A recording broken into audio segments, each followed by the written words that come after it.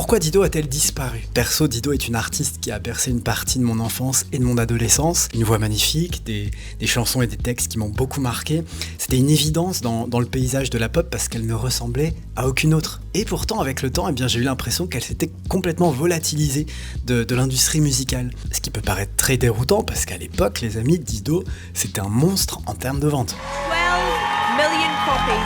The new one's out at the end of this month, and from it, the first single, which has gone in straight at number 2. She is pure class. This is Dido. Et vraiment, à cette période-là, tout semblait indiquer qu'elle allait avoir une carrière immense et surtout durable. Dido, c'est quand même plus de 40 millions d'albums vendus dans le monde, 2 albums classés parmi les plus grosses ventes de toute la décennie 2000 au Royaume-Uni, une carrière qui continue à générer des samples, des remixes, des réappropriations plus de 20 ans après les débuts. Alors que s'est-il réellement passé? Pourquoi on a cette impression que Dido a complètement disparu des radars? Quelles en sont les raisons? C'est le sujet de la vidéo du jour. Avant de commencer cette vidéo, sachez que l'épisode est sponsorisé par BetterHelp, parce que lorsqu'on parle de Dido, on parle de succès, mais pas forcément de ce qui est venu après. La pression, les attentes, la fatigue émotionnelle. Et ce mécanisme-là, on le vit tous à notre échelle. On n'est peut-être pas Dido, mais on connaît tout ça. La pression du travail, ce que les gens projettent sur nous, les émotions qu'on met un peu de côté sous le tapis parce qu'on n'a pas vraiment le temps de s'y arrêter. On avance comme ça sans forcément se rendre compte de tout ce qu'on porte sur nos épaules, quoi. C'est donc pour ça que cette vidéo est en partenariat avec BetterHelp. L'année 2026, elle vient de commencer. C'est souvent un moment particulier. Même si on a pu couper quelques jours, la fatigue, le stress, la pression, tout ça revient au galop. Personnellement, j'ai repris une thérapie il y a quelques mois et ma résolution c'est de continuer en 2026. Pendant longtemps, demander de l'aide a souvent été freiné par beaucoup d'idées reçues. Parce qu'encore une fois, envisager une thérapie, ce n'est pas un signe de faiblesse, au contraire, c'est une manière de prendre soin de soi et clairement pour moi c'est devenu une priorité. Mais c'est vrai que pour beaucoup, commencer une thérapie ça peut être grave décourageant. Et BetterHelp a été pensé comme un point de départ pour simplifier le parcours et vous permettre de trouver la personne idéale. Tout commence par un questionnaire très court pour comprendre quelles sont vos attentes, vos objectifs, vos préférences afin d'être orienté vers un psychologue clinicien ou psychothérapeute certifié le plus adapté à vos besoins. En France, les thérapeutes disponibles sur BetterHelp sont certifiés, inscrits à l'ARS et respectent les mêmes standards éthiques qu'en cabinet traditionnel. Si la mise en relation ne vous convient pas, il est possible de changer de thérapeute à tout moment, sans frais supplémentaires. Les séances peuvent se faire par visio, par téléphone, par message. C'est vous qui choisissez le mode de communication qui vous correspond le mieux. Et 72% des utilisateurs ont déclaré se sentir beaucoup mieux après 12 semaines de thérapie. La thérapie peut vraiment aider à avancer et à se sentir un peu plus léger. Si vous souhaitez commencer, n'hésitez pas à cliquer dans le lien qui se trouve en description de la vidéo ou rendez-vous sur betterhelp.com/popsley et vous pourrez ainsi bénéficier de 10% de réduction sur votre premier mois. Merci à BetterHelp et revenons au sujet de la vidéo. Dido Armstrong naît à Londres le jour de Noël en 1971. Elle grandit dans le nord de Londres. Son père travaille dans l'édition et sa mère elle écrit de la poésie. À l'âge de seulement 5 ans, alors que ses parents refusent de lui acheter son premier instrument, Dido découvre une flûte à bec comme ça qui a abandonnée dans les objets trouvés de son école. Bon, la petite flûte visiblement elle n'appartient à personne, donc Dido la prend pour elle. Et à partir de là, elle ne va faire que ça, elle va jouer sans relâche. Elle attend même que ses parents soient occupés pour pouvoir s'enfermer et jouer pendant des heures et des heures. Elle dit même en interview parfois pendant 6 heures d'affilée. Et lorsque sa mère commence à capter cette obsession qu'elle a pour la musique, elle se rend bien compte qu'elle ne peut pas la freiner dans cet élan, elle doit l'accompagner. Ainsi, en 1978, Dido est admise à la Guildhall School of Music de Londres. Elle n'a que 6 ans à cette période-là. Et donc elle va ajouter le violon, mais aussi le piano à la flûte. Elle progresse à une vitesse exceptionnelle. C'est un peu l'enfant prodige de la maison, quoi. À seulement 10 ans, elle maîtrise déjà plusieurs instruments, ce qui est fou. Et Dido, elle baigne plutôt dans la musique classique. Et je pense que c'est un registre qui demande d'autant plus de rigueur et beaucoup plus de discipline. Mais vous l'avez compris, Dido, c'est une bosseuse, et ce depuis l'enfance. Et donc elle pratique chaque jour sans relâche. À l'adolescence, elle commence même à se produire sur scène à travers le Royaume-Uni dans des ensembles de musique classique, enfin dans des projets de musique classique. Alors certes, elle découvre la scène très jeune, mais aussi dans un cadre qui quand même est très exigeant, voire sévère. Et ce que je trouve fou et un peu triste à la fois, c'est que malgré son investissement, malgré la pression qu'elle se met à elle-même, elle est très lucide en fait sur le fait qu'elle ne sera jamais une grande pianiste. I would love to be a classical pianist, but I just wasn't good enough. I started working in a publishing company and it was a really good job, and so that's when I was like, I want to be a singer. My brother was like, what are you thinking? Et je dis que je trouve ça fou parce que cette prise de conscience-là, elle va pas le vivre forcément comme un échec, mais plutôt voilà comme une prise de conscience. Et encore une fois, je trouve ça très lucide et surtout très mature. Vers l'âge de 16 ans, elle découvre une artiste qui, je pense, va changer une partie de sa vie. Elle découvre la voix d'Ella Fitzgerald.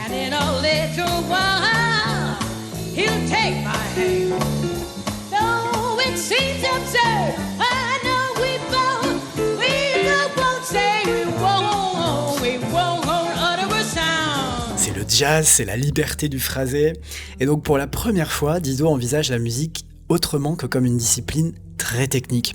Elle hésite alors entre plusieurs voies possibles, plusieurs vies possibles, poursuivre des études que ses parents jugeront sérieuses, ou suivre une intuition encore floue mais profondément attirante. À l'âge de 17 ans, elle abandonne définitivement la musique classique, elle s'inscrit à l'université en droit, avec pour objectif de devenir juriste. En parallèle, elle commence à travailler dans l'édition, un peu pour suivre les pas de son père peut-être, et elle cartonne puisqu'elle gravit les échelons à une vitesse folle, si bien qu'elle va devenir agent littéraire. C'est une vie qu'on imagine plutôt stable, plutôt safe. Mais le soir, c'est tout autre chose. En fait, il y a sa passion première qui vient lui rechoper la veste et lui dire « Hey, je suis là en fait ».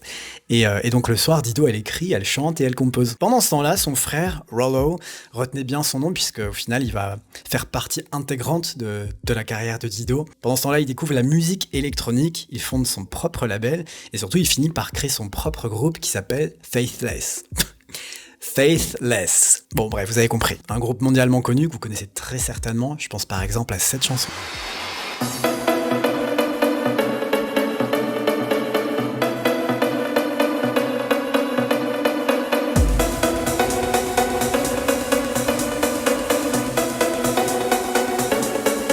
Ou à God is a DJ peut-être.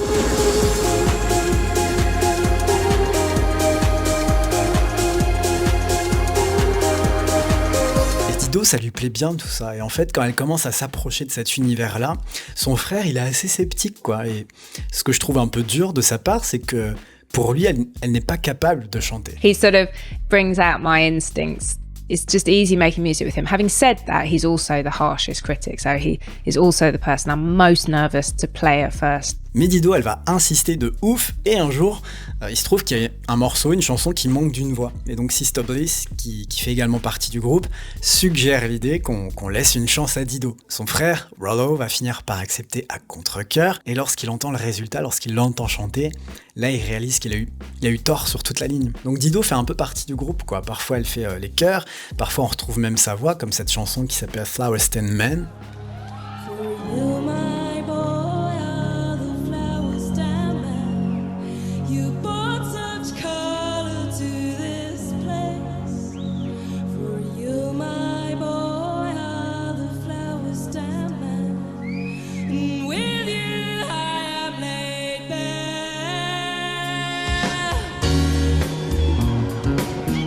Tournée s'enchaîne, le succès il est là. Mais cette vie de groupe, aussi formatrice soit-elle, s'accompagne d'une grande solitude. Parce que la distance avec son compagnon de l'époque, l'épuisement des tournées, la sensation de ne pas être vraiment exactement à sa place, tout ça va nourrir un sentiment de manque profond.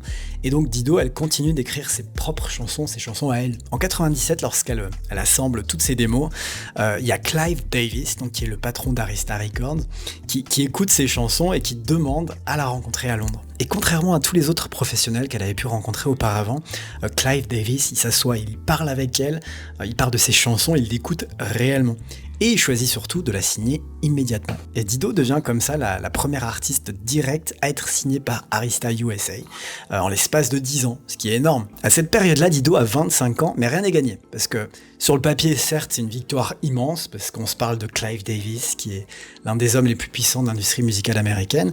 Mais dans les faits, Dido, c'est pas une artiste facile à caser, à classer dans un registre, on aime bien faire ça pour marketer un artiste, et Dido c'est un peu flou, on sait pas trop où la caser en fait. Ce n'est pas une chanteuse pop très formatée, ce n'est pas non plus une figure club, ce n'est pas vraiment que folk non plus, et c'est pas non plus une artiste électronique à part entière. Sa musique est plutôt hybride, très intime, mélancolique, vous avez souvent des nappes électro assez discrètes, et surtout cette voix qui n'est jamais dans la démonstration, quoi. Donc en interne, chez Arista, je pense que tout le monde se pose la question, mais comment on va faire vivre cet artiste dans le monde réel? Dido décide de s'installer avec son frère Rollo, et là le travail commence. Et ce que je trouve très intéressant de la part de Dido, c'est que malgré l'expérience de son frère en tant que producteur, elle décide elle-même de produire son premier album.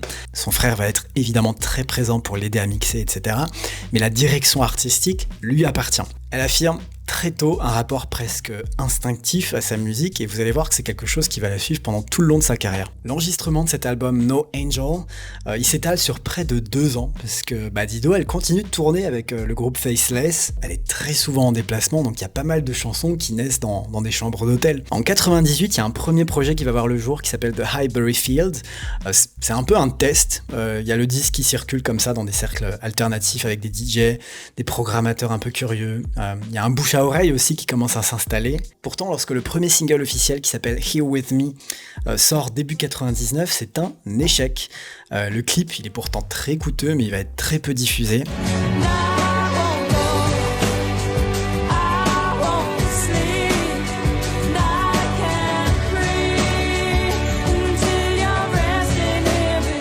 Les grandes radios refusent de le programmer, les chaînes musicales l'ignorent un peu, et là la stratégie elle va changer. Puisque les chaînes musicales et les radios ne veulent pas d'elle, très bien, elle va aller voir directement le public sur place. En mai 99, quelques semaines avant la sortie de l'album, Dido a entamé une tournée promotionnelle américaine hyper épuisante, plein de showcases, dans des magasins, dans des salles parfois minuscules, parfois il y a genre une vingtaine de personnes qui sont présentes lors de l'événement, mais elle le fait quand même, elle donne tout ce qu'elle peut, et c'est donc le 1er juin 1999 que sort son premier album No Angel. Je pense que vous avez déjà dû voir passer la pochette de cet album, mais le public n'est pas encore au rendez-vous pour autant. Et puis surprise, la chanson Here With Me devient le générique de la série Roswell, je sais pas si vous regardiez.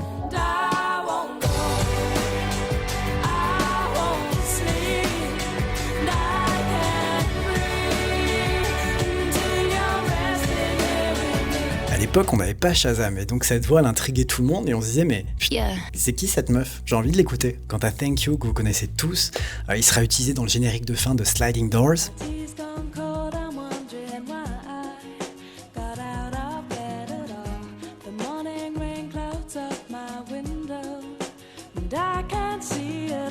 Et franchement, rien ne laisse présager ce qui va suivre. Et donc il y a un DJ et producteur américain qui entend le morceau, il enregistre le passage, le sample commence à circuler un peu et finit par arriver jusqu'à Eminem qui est en pleine écriture de son prochain album. What happened was Thank You was on a film called Sliding Doors, and a DJ called the 45 King heard the trailer for Sliding Doors while he was doing his taxes. He was watching the TV, heard it, sampled it, sent it to Eminem in that backing track, and then Eminem wrote Stan. Puisqu'en effet, un jour, Dido est à New York et elle reçoit une lettre, une mystérieuse lettre accompagnée d'un CD sur lequel figure Stan. L'auteur explique dans sa lettre qu'il a utilisé quelques lignes de Thank You, sa chanson.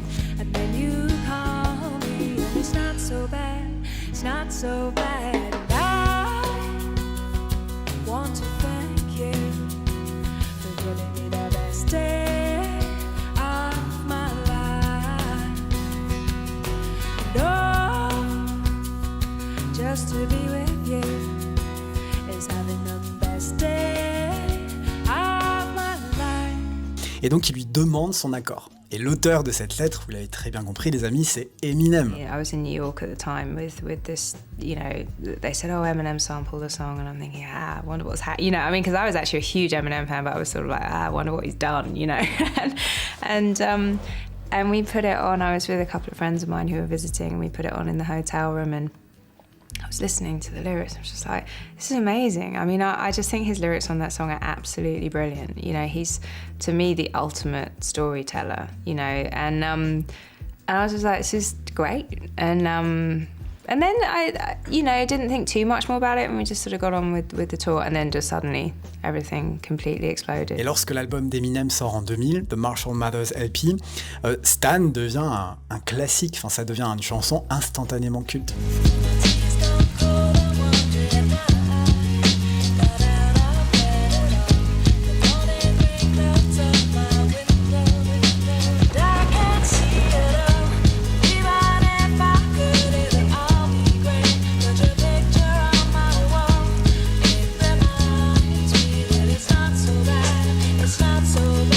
même semaine, l'album No Angel réapparaît dans les charts américains, et cette fois-ci, il n'y a plus rien qui va l'arrêter. D'ailleurs, rappelez-vous, on avait décrypté ensemble l'histoire de Stan, ou du moins la vérité sombre qui se cache derrière cette chanson. Je vous la mets juste ici. Je vous parle de toutes ces chansons pop dont on ignore parfois la réelle signification, des significations qui sont parfois très lourdes et parfois très sombres. Lorsque la chanson Stan sort en 2000, c'est un choc culturel.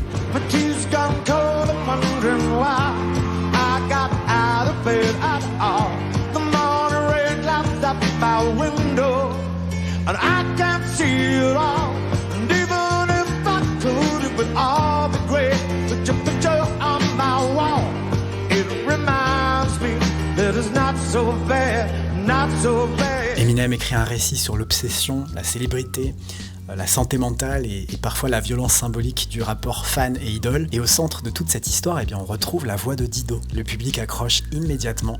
Le morceau explose dans le monde entier. C'est devenu l'un des titres les plus emblématiques du rap des années 2000. Et même le mot Stan va jusqu'à sortir de la chanson pour entrer dans le dictionnaire.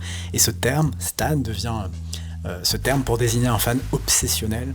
Enfin, c'est un peu péjoratif dit comme ça, mais quand on parle de stan culture, c'est la culture des fans, quoi, du rapport qu'on peut avoir avec ses idoles et de tout ce qu'on est prêt à faire pour leur apporter notre soutien, quoi. Et donc dans le sillage de cette chanson, Stan, l'album No Angel de Dido explose et les chiffres sont vertigineux, puisque aujourd'hui plus de 20 millions d'albums vendus dans le monde.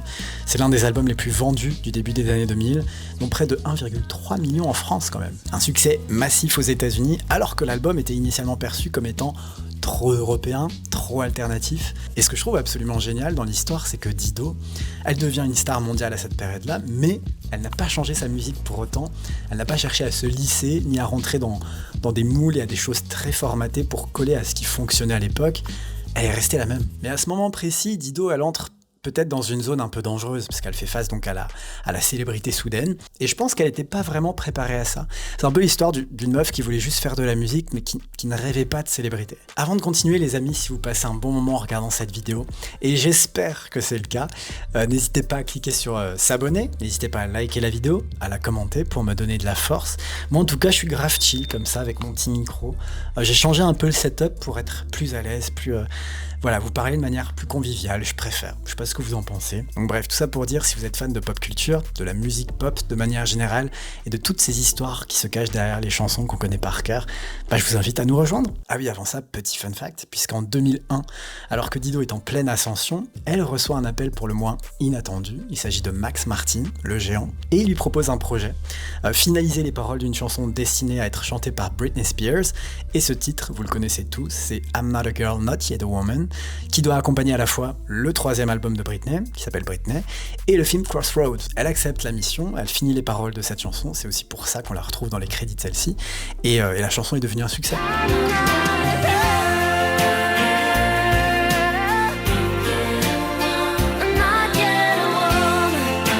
Paradoxalement, cette expérience, elle laisse Dido un peu partagée, parce qu'elle expliquera plus tard qu'elle n'a pas trop apprécié écrire sous commande, dans quelque chose d'aussi cadré, avec une pression commerciale aussi forte. En fait, elle s'est rendue compte très vite que ce type d'exercice, c'est pas quelque chose qui la faisait kiffer, c'est pas quelque chose qui va la nourrir artistiquement parlant. Et finalement, elle n'a jamais capitalisé sur ce succès-là pour devenir parolière et autrice pour d'autres pop stars comme ça à la chaîne, alors qu'elle aurait pu le faire. Ce passage, cette expérience, c'est vraiment resté une petite parenthèse dans sa carrière. Bref, à peine No Angel digéré par le public, il faut penser au 2e album. Il faut que ce soit l'album de la confirmation pour prouver que cet immense succès n'était pas dû au hasard, qu'il y avait bien une raison derrière. Vous imaginez la pression ? Il faut absolument capitaliser et maintenir la visibilité.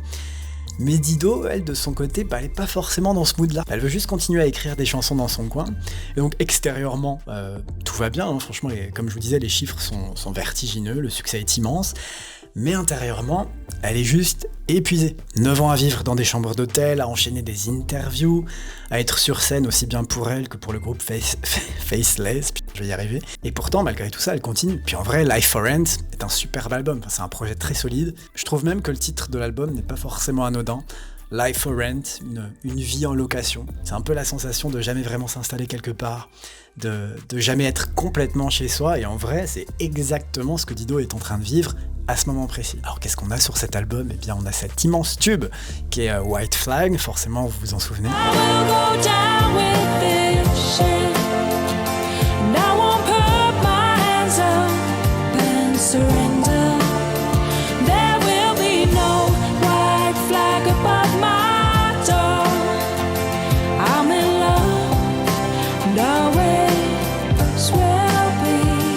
chanson qui est rapidement devenue l'un de ses plus grands succès. Elle est diffusée partout, ça devient un peu cette hymne de rupture. Et en vrai, j'aime beaucoup l'histoire qui se cache derrière cette chanson.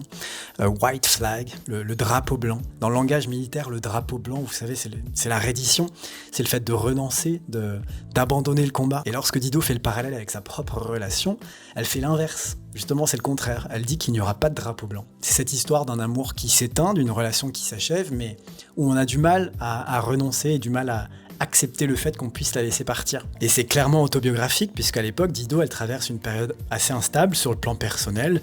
Depuis le milieu des années 90, elle partage sa vie avec Bob Page, un avocat qui a inspiré pas mal de ses chansons en réalité. Ils se sont même fiancés. Mais la relation se fissure peu à peu à mesure que la carrière de Dido explose. Et en 2002, le mariage, il est annulé. Ils essaient de réparer un peu tout ça, mais ça ne fonctionne pas. Donc forcément, on imagine qu'elle parle de ça. Et je trouve que ça ajoute une dimension émotionnelle encore plus forte, quoi. Et c'est aussi une chanson qui est évidemment très fédératrice, très universelle. Et je pense qu'on a à peu près tous vécu ça une fois dans notre vie. Toutes les bonnes choses ont une fin, c'est Nelly Furtado qui l'a dit, donc c'est vrai. Maintenant, ce que je veux dire, c'est que moi-même, dans ma vie, vous voyez, j'ai toujours un peu du mal à accepter le fait qu'on puisse vivre quelque chose d'aussi intime et d'aussi fort, et quelques mois plus tard, se croiser dans la rue et être de simples inconnus. Enfin, c'est quand même bizarre, la vie. Enfin bref, je divague peut-être un peu, mais ce que je veux dire, c'est que parfois, quand tu vis quelque chose d'aussi fort, t'as du mal à renoncer. Donc moi aussi, généralement, il n'y a pas de drapeau blanc à ma porte, quoi. Bref, le succès de cette chanson est également critique, puisqu'en 2004, White Flag remporte le Brit Award du meilleur single. Et on a aussi ce clip qui est réalisé par Joseph Kahn, un nom que vous devez très certainement connaître, puisqu'on lui doit les gros clips, enfin les grands clips de Taylor Swift à gros budget comme Bad Blood ou Blank Space. L'album Life for Rent est un énorme succès, franchement on peut le dire, plus de 12 millions d'exemplaires vendus à travers le monde. Sur l'ensemble des années 2000, c'est un album qui s'est imposé comme l'un des projets les plus vendus de la décennie au Royaume-Uni. Mais encore une fois, ce que les chiffres ne montrent pas, c'est la fatigue de l'artiste qu'il y a derrière. Cette pression et ce sentiment de plus avoir d'espace pour soi en fait. Et puis je trouve aussi que dans les années 2000, l'industrie musicale n'avait pas encore ingéré la notion de santé mentale chez les artistes en vrai. Dido commence alors à penser à elle, à ralentir le pas, et il faudra attendre 2008 pour qu'un nouvel album voie le jour. Cet album il s'appelle Safe Trip Home, et c'est peut-être l'album le plus incompris de sa carrière. Emo. Mais voilà, c'est vrai qu'au regard des standards qu'elle avait elle-même imposés, les ventes de l'album sont assez décevantes parce que ça reste un album très ambitieux, coûteux à produire.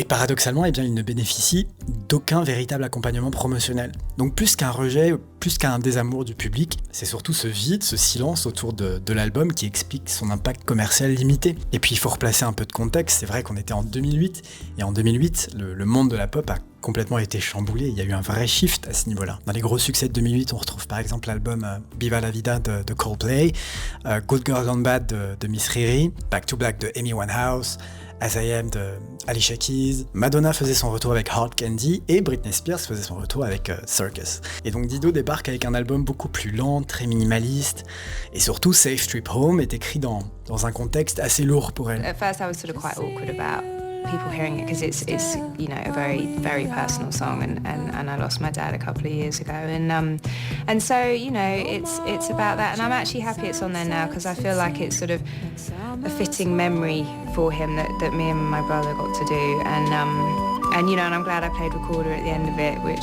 at the time I was like, well, I'm just going to do this anyway, you know, I don't know if anyone's going to hear it anyway, I'm just going to put it on, and actually I'm really glad I did now, because when I listen to it, it just reminds me of, you know, when we were kids and he used to sing us all his Irish songs. Je pense que Dido, elle veut pas forcément courir après le tube évident.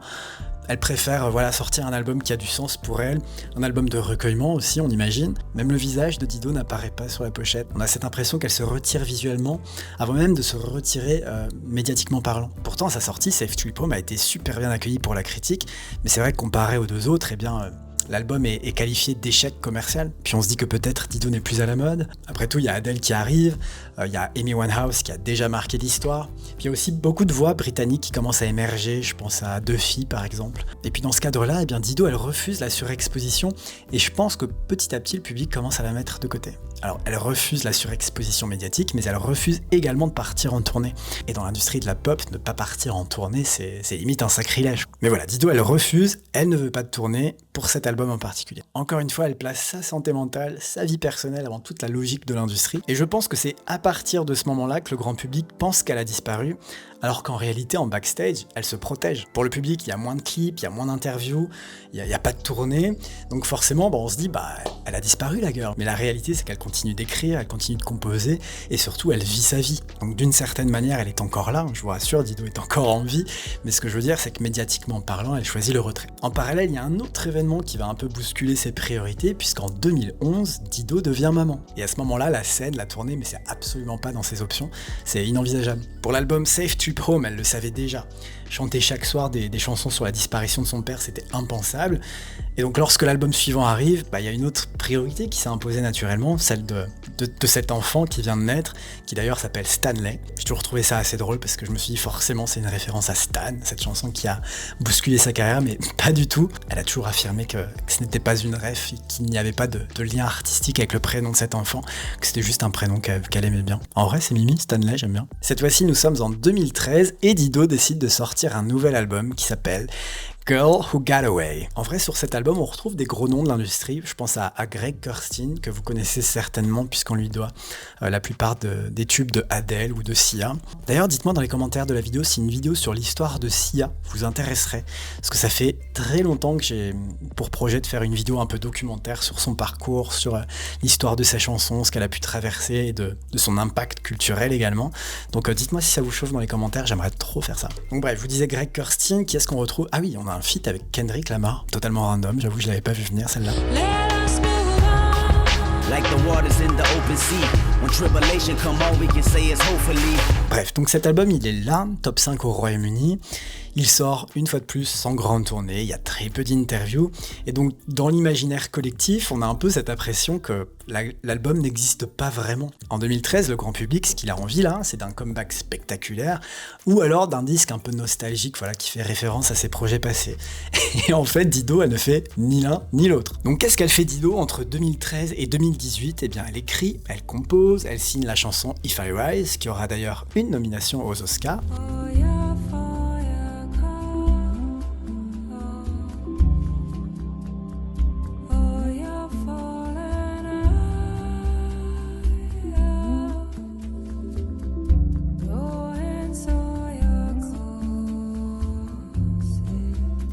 Et puis surtout, elle élève son fils et elle vit sa vie. Donc elle fait tout ça en silence parce que sa vie est ailleurs. Et cette décision, aussi simple soit-elle, va à l'encontre de tout ce que la pop attend d'une star mondiale. Et on continue à se dire, mais qu'est-ce qu'elle devient Dido ? Qu'est-ce qui lui est arrivé ? Alors qu'à côté, Dido, elle vit juste sa life, quoi. Probablement l'une des périodes les plus saines et les plus joyeuses de sa vie, d'ailleurs. Pourtant, plusieurs années plus tard, nous sommes en 2019, et Dido revient avec un nouvel album. Cette fois-ci, il s'appelle Still on My Mind. C'est son 5e album studio, le premier en 6 ans. Avec cet album-là, elle veut juste reprendre du plaisir. Elle n'est pas en mode reconquête, vous voyez ? Je vous invite d'ailleurs à écouter cet album parce qu'on retrouve ces textures électroniques qui, je pense, sont héritées de son era Faithless et une écriture qui est toujours très introspective. Moi, j'aime beaucoup cet album en réalité. C'est vraiment l'album d'une artiste qui est apaisée, c'est assez facile à écouter, je peux que vous le recommander. Et je trouve même que le titre de l'album est assez révélateur, je trouve. Still on my mind, toujours dans ma tête, toujours dans mon esprit. Peut-être une réponse directe à toutes ces années de où est passé Dido, et elle veut peut-être juste simplement dire que oui, la musique est still on my mind, elle est toujours là, elle a juste cessé d'en parler publiquement, et pour accompagner cet album Still on my mind, eh bien Dido décide de repartir en tournée, ça faisait 15 ans. L'album entre dans le top 10 de plusieurs pays, la tournée se vend très bien.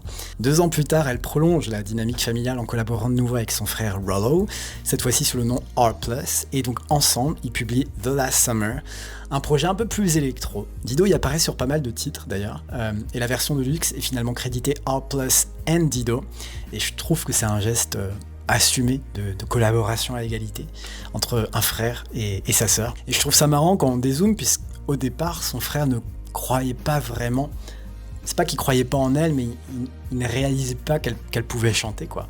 Et donc je trouve ça beau finalement qu'il puisse sortir un projet collaboratif comme ça. En 2023, elle prête également sa voix et sa plume à Fly to You de Caroline Polachek aux côtés de Grimes. After the bend, remember what's gone before, now loaded with regret.